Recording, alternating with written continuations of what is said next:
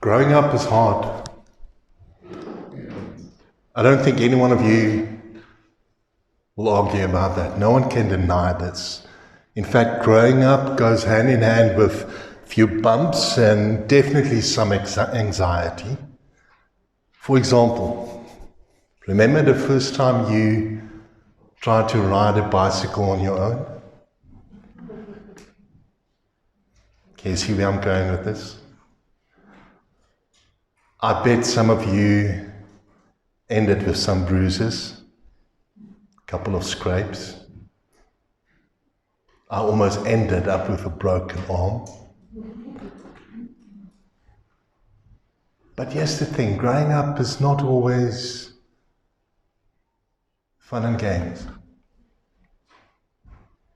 I remember when I went for my first learner's test, I wrote it 5 times. 3 times for my civilian one, the other 2 was for my military license, where the passing grade was 100%. But you know what? Every time I failed, I was disappointed.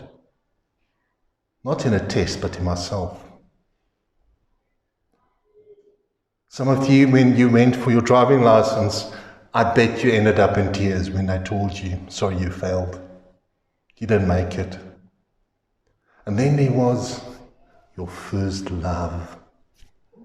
Oh, he's the one. She's the one. I can't live without her. You know what? We have to be together. I have to spend every possible living moment with her or him. And then your heart got broken. And you said, I'm swearing off all men or all women. I will never ever expose myself or share my heart with anyone. You know what? Growing up is not easy. And even though all these things are called so-called experiences or learning experiences, it doesn't mean they don't suck. I mean, there's one thing about it, it does help. It does help a bit to know that, you know what, you're not the only one to whom these things happen. You're not the only one or the first one that had to go through this. Other people have survived. They've survived the awkwardness of adolescence and the growing pains towards adulthood, and so will you. In fact, many of us have. Except when you're a man. Because according to my wife, men don't grow up. Their toys only get more expensive. So adulthood does come with a certain sense of freedom, though. Because all of a sudden, you're responsible for yourself. You get to decide who you become and what you become in life. You also get to decide with whom you're going to spend the rest of your life. The only problem with all of these things is you have to live with yourself and those decisions.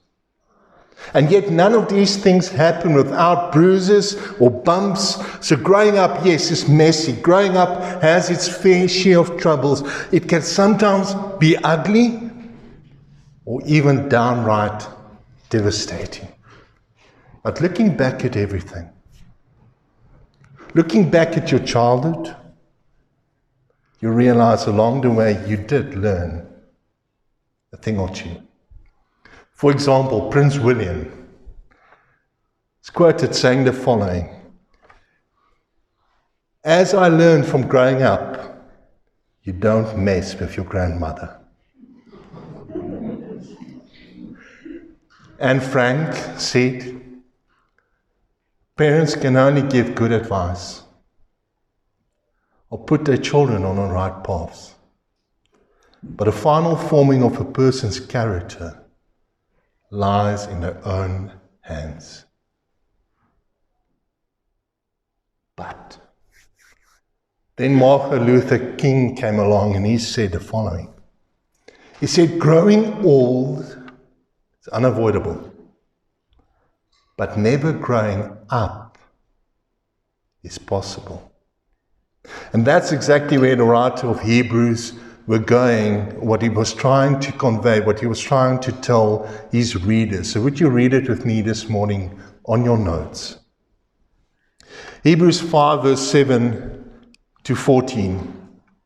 In the days of his flesh, Jesus offered up prayers and supplications with loud cries and tears to him who was able to save him from death.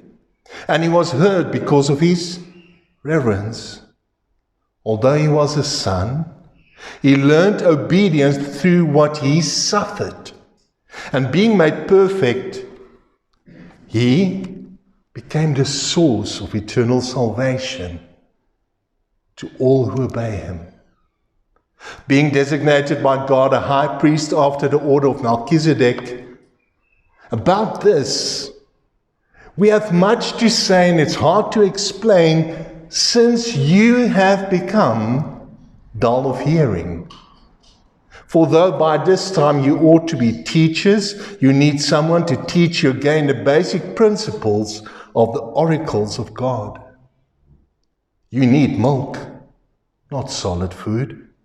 For everyone who lives on milk is unskilled in a word of righteousness, since he is a child. But solid food is for the mature, for those who have their powers of discernment trained by constant practice to distinguish good from evil. I believe what the writer of Hebrews were trying to get his readers to understand is best summarized by Patrick Rothfuss, who wrote in his novel, The Name of the Wind, the following. When we are children, we seldom think about the future.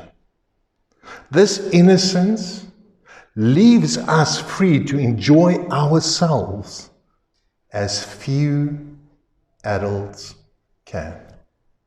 In other words, according to him, to write there on your notes, growing up means being responsible, not having fun.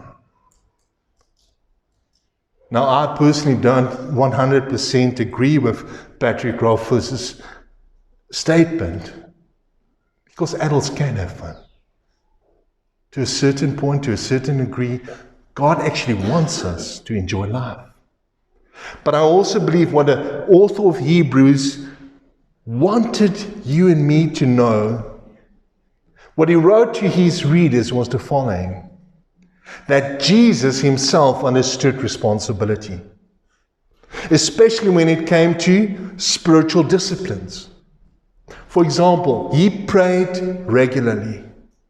He even did it throughout the night sometimes, because he knew how important prayer is. He went to synagogue regularly. He even paid the temple tax. He studied and knew the scriptures like most Jewish children did. And he was the epitome of ministry, preaching and teaching, healing and helping, caring for those who came to him. But at the same time, he was definitely the epitome of fellowship. In fact, Jesus was known for hanging out with the wrong crowd, the unlovable, those whom no one wanted anything to do with. And he did so even though people might just say something about him, something negative, because Jesus didn't care about his reputation. He cared about people.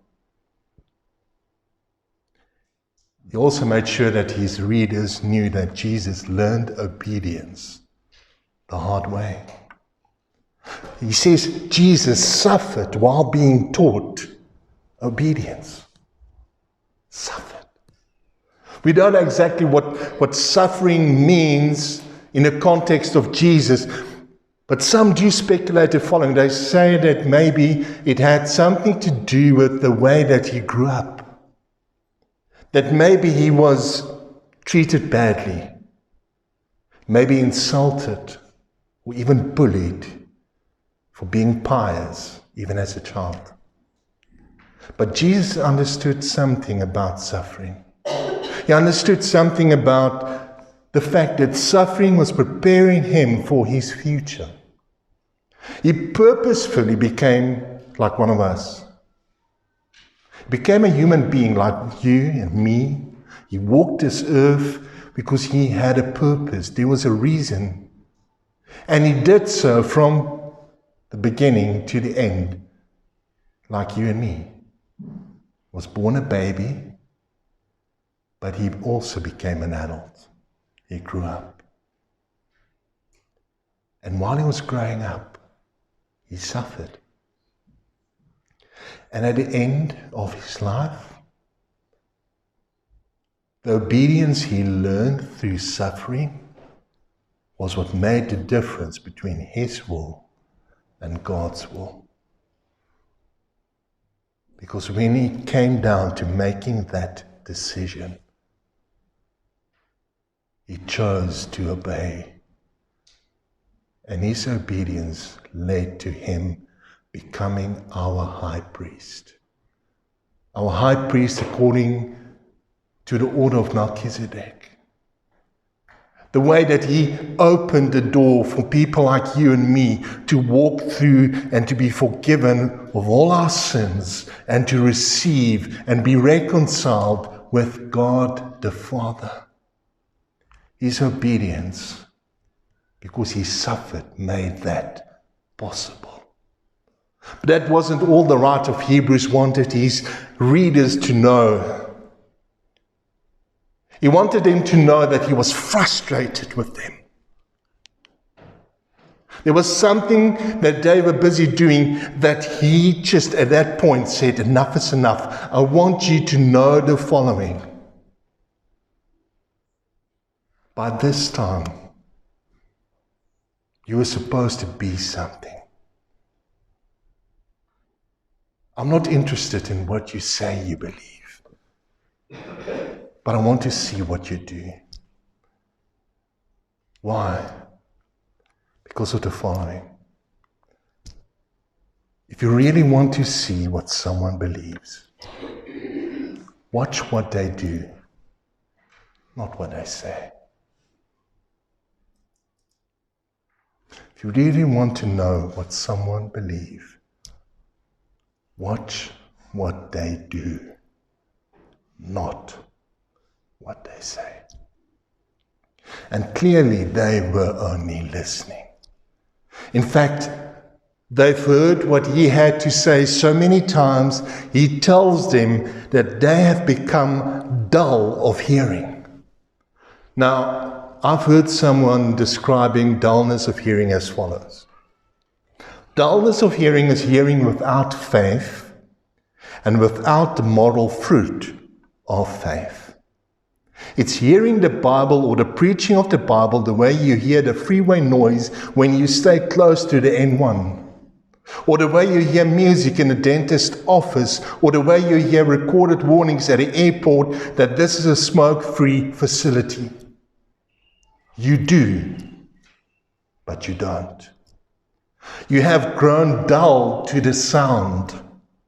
It does not awaken something or produce anything in your heart anymore.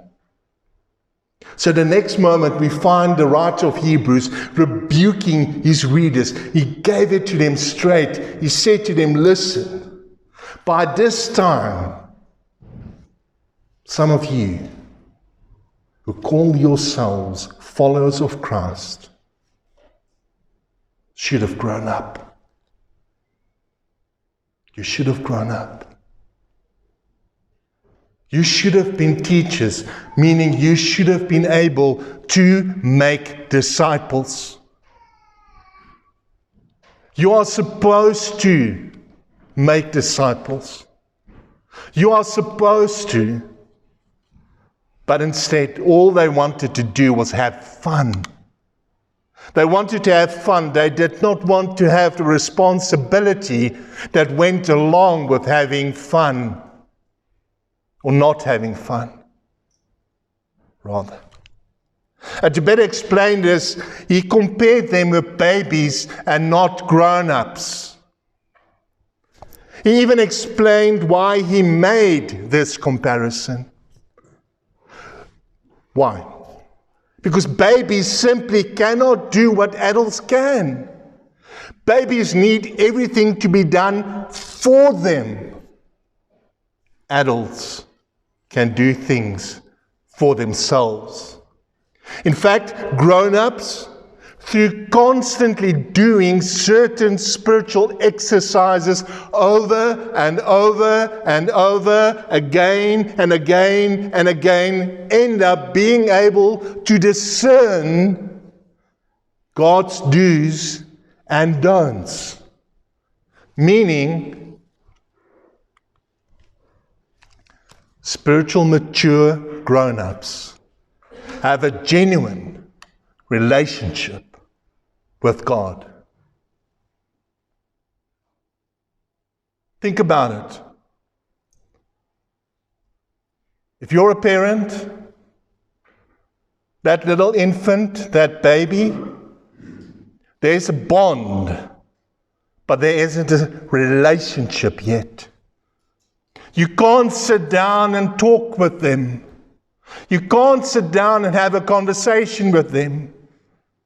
You make them laugh, you make them giggle, you throw them up in the air, you play with them, and the next moment they blah all over you, and you have to go and change and wash and maybe change the diaper as well. Babies can't do anything for themselves, but they want your attention. They definitely want your attention. But adults can do what babies can't. In other words, what you write there, spiritual mature grown-ups have a genuine relationship with God. Spiritually mature grown-ups have a genuine relationship with God. You see, God's do's and God's don'ts are so much more than just His rules or His commandments. They are His way of inviting us to get to know Him. When God says, don't do this, He's telling us that that's something He won't do either. And when God is saying, do this, He's telling us, that's what I do. And that's how we get to know Him. That's how we can have a meaningful conversation with Him. So many people tell me, I don't know how to pray because I don't know what to say to Him.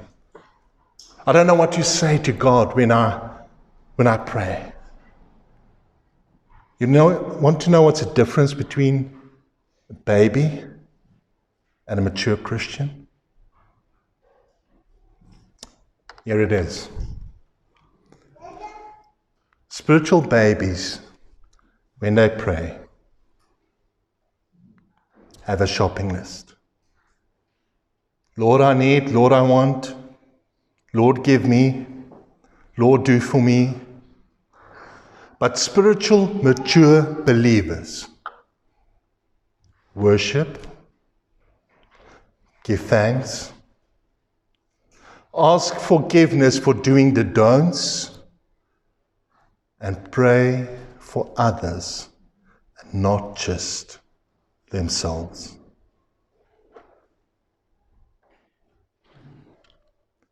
Spiritual babies, when they pray, as I said, have a shopping list. But spiritually mature believers, they don't just go to God and tell Him, listen, I need, I want, you have to do, give to me. No, they worship Him because they realize who He is, because of His do's and don'ts. They actually give thanks because of His mercy, His greatness, His righteousness, His holiness. His devotedness towards us, His faithfulness, even though we are unfaithful. They give thanks for these things. And then, because they know what the do's and don'ts are, they ask forgiveness. And then they start praying for those who they know needs prayer. And last, but not least, then they say, Father, can I tell you what I need?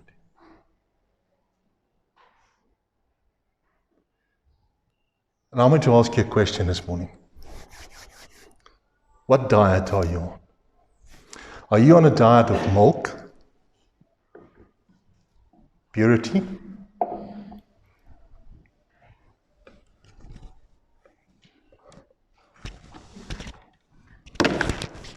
or steak? Are you on a diet of milk, purity, or steak? What's your diet? Because the benefit of becoming spiritually mature by far outweighs staying a spiritual infant. Spiritually mature believers know how to be content no matter where they find themselves or what they're going through. They know how to celebrate their own shortcomings. Because when and where they are weak, He is strong. They know their purpose in life, their purpose for the reason behind God creating them. And that's why they don't just look forward and wait to the day of retirement and hope that there's enough in their retirement fund so that they can enjoy the rest of their lives. Someone once told me, and this was a pastor after he was forced to go on retirement. He said, you know what? The world told me I need to retire. But my calling still burns in my heart. How do you retire your purpose? That makes more sense to me today than when it did when he told me that on my first day of Bible college. You see, the list goes on and on and on because spiritual mature people, they actually enjoy life because they know what life is all about. They enjoy this journey with Christ. Even though the journey is tough sometimes, they have learned to enjoy and appreciate the scenery, and they are looking forward to their destiny, the destination, paradise itself. And the only way to become spiritually mature, to grow up, is through what the Hebrews writer was hinting at. Milk, purity, or steak. Food. That's right. Nourishment. Jesus explained it as follows, according to John in John 4, verses 31 to 34. The disciples were urging him, saying, Rabbi, eat.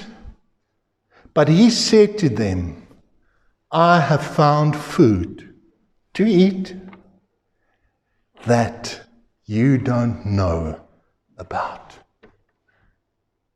So the disciples say to one another, has anyone brought him something to eat? Listen to Jesus' words. Jesus said to them, my food is to do the will of him who sent me and to accomplish his work.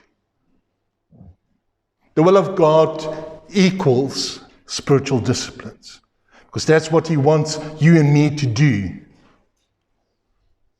But to accomplish God's work is to fulfill your purpose, your destiny.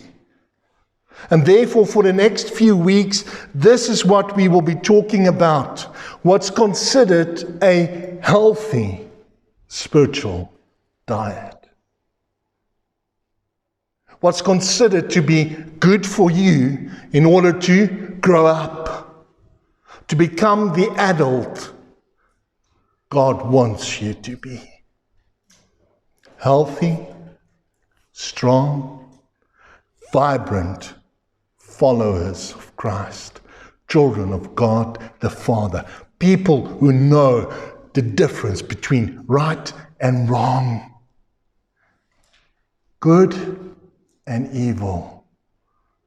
The will of God, meaning God's do's and God's don'ts.